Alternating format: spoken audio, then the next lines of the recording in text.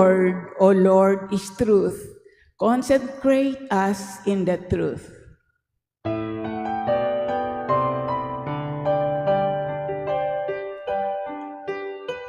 Hallelujah, hallelujah, hallelujah. Hallelujah, hallelujah, hallelujah.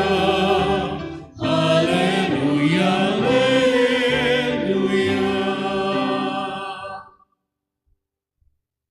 The Lord be with you. And with your spirit. A reading from the Holy Gospel according to Saint Luke. Glory to you, O Lord.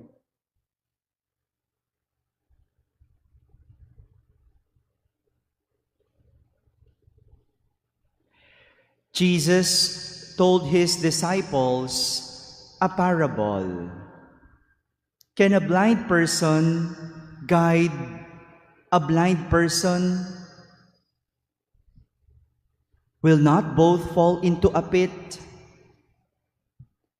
No disciple is superior to the teacher, but when fully trained, every disciple will be like his teacher. Why do you notice the splinter in your brother's eye, but do not perceive the wooden beam in your own? How can you say to your brother, "Brother, let me remove the splinter in your eye," when you do not even notice the wooden beam in your own eye? You hypocrite, remove the wooden beam from your eye first, then you will see clearly to remove the splinter in your brother's eye. My friends, the Gospel of the Lord. Praise to you, Lord Jesus Christ. Please be seated. Good morning, my dear brothers and sisters. If life is a sports game, how do you like to play it? If life is a sports game, how do you like to play it? This is a lesson that we could learn from our readings today. How to win in life. Do you want to win in life? Hello? Tinatanong pa lang hindi pa tayo sumasagot. Paano tayo mananalo niyan? Diyos mio, di ba? Tulala lang tayo in life. Pag tinanong ka, do you want to win in life? Yes! Sagot agad, hindi yung katulala. Hindi ka talaga mananalo in life. Well, better just listen to our reflection for today. If you want to win in life, St. Paul, in our first reading, compares our life to a race. Hinalintulan niyang buhay sa isang karera, sa isang paligsahan. And we are like runners in a stadium, racing to win a prize or a perishable crown. Koronang nasisira. Hindi ba ganyan ang mga atleta? O katatapos lang ng Olympics. And we have an idea of what an athlete does. Ano bang ginagawa ng isang atleta? Gusto niya manalo. Gusto niya magkaroon ng medalya. But that medal is a perishable recognition. Nasisira. Alam nyo, meron nga napanood ako sa isang vlog ng isang athlete, no? Yung medal na natanggap niya, no? Siyempre, suot-suot nila, napapawisan, wala pang isang buwan, nag-tarnish na. Kumukupas na, nasisira na yung medal niya. Kasi hindi naman talaga tunay na ginto yan. Hindi naman tunay na tanso. Masisira at masisira. And just like an athlete, we will do everything to win. Athlete exercises discipline in every way. May disiplina. And they sacrifice a lot just to win a race. After manalo ni Carlos Yulo, marami sa atin gusto na lang mag-gymnast, para magkakaroon tayo ng maraming pera, ganun pala maging atletang Pinoy, ang daming pera. I also saw a video comparing a Filipino athlete winning a gold medal from an athlete from the US. Sabi nung taga-US, sana pala, Pinoy na lang din ako, milyon-milyon sila. Well, meron ding cash reward, but not as big as Carlos Yulo's prize. Parang ganun tayo, We want to win in life. We want to have this. We want to have that. Because we feel winning in life means having perishable things. Magkakotse, magkabahay, maraming pera, yan ang para sa atin winner in life. But unlike athletes, we run in life not to win a perishable crown, but an imperishable crown. Yan ang sabi ni San Pablo, huwag mong hangarin ang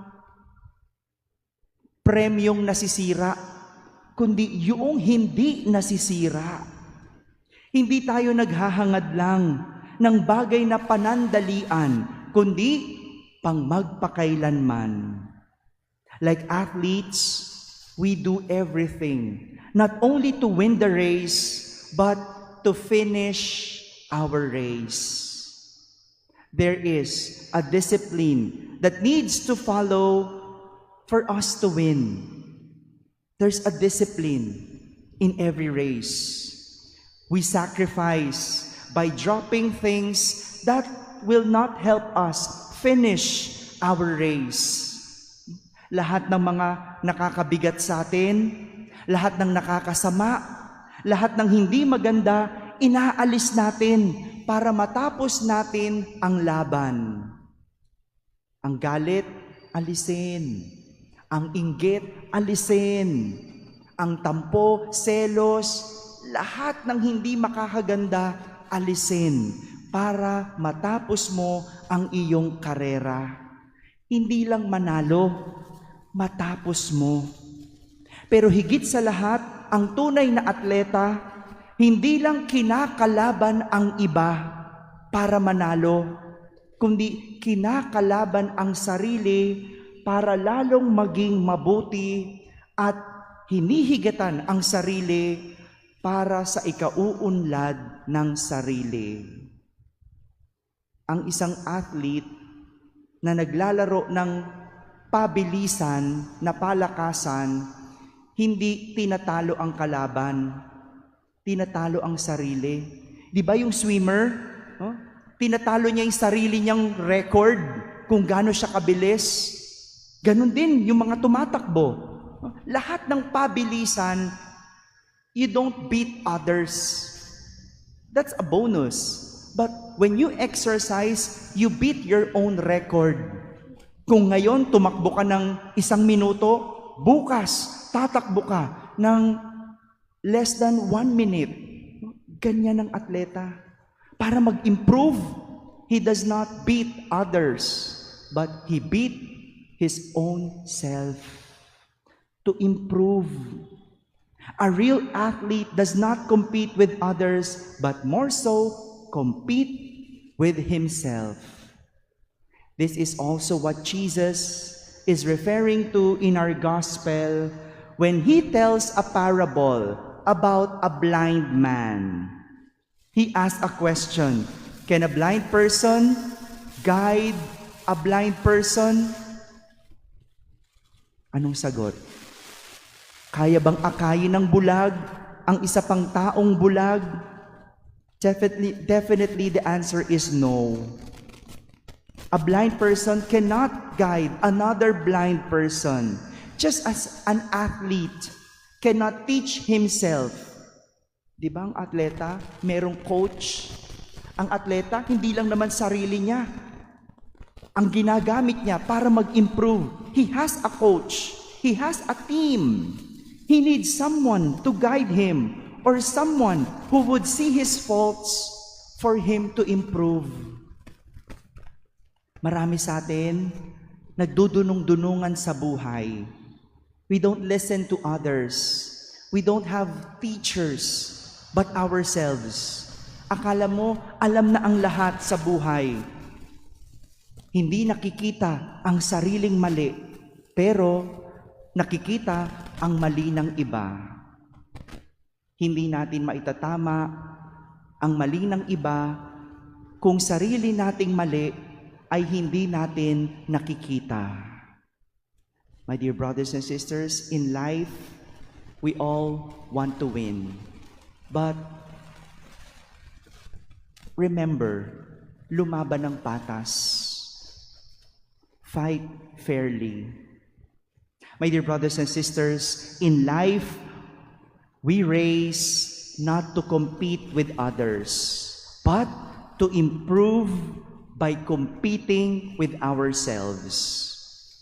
Magpakabait ka. At kung mabait ka na, baitan mo pa. Magpatawad ka. Kung nakapagpatawad ka na, magpatawad ka pa ng magpatawad. Improve yourself, not compete with others. For our goal is not to beat others, but to finish and win our own race. It can only happen when we are open to learning about winning. Amen.